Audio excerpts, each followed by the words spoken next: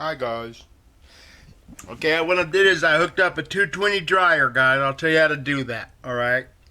I got the plug-in for the 220 cord coming off the dryer, and I used the proper. Okay, you're going to use the ground as the ground, and the black and white wires as your power wires. All right. And you're just going to get a simple 12. Use a 12 wire gauge wire. And then run it to wherever you want to run it. I just did it like this because she's been waiting a while to do it. But yeah, you just you get the box you need for your 220 cord, and then you run it out the window. But then once you get to the panel,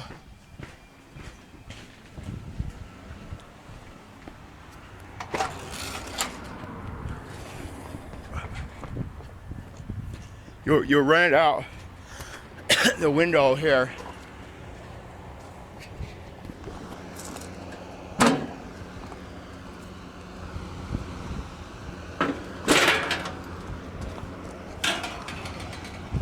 Yeah, you just run out the window to the bottom of your box. And then you just find a breaker which would be the proper size for whatever 220 appliance you're using, And you'll run the ground wire you have two grounding. One's a grounding bar, one's a common bar. They're the same thing basically. This a common one you can isolate isolate a common. And that's where your commons go and your grounds, but they go to the same spot.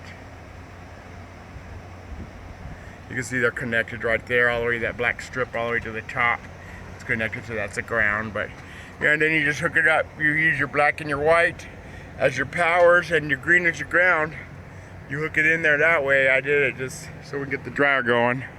But yeah, that's how you hook up a 220 dryer, guys.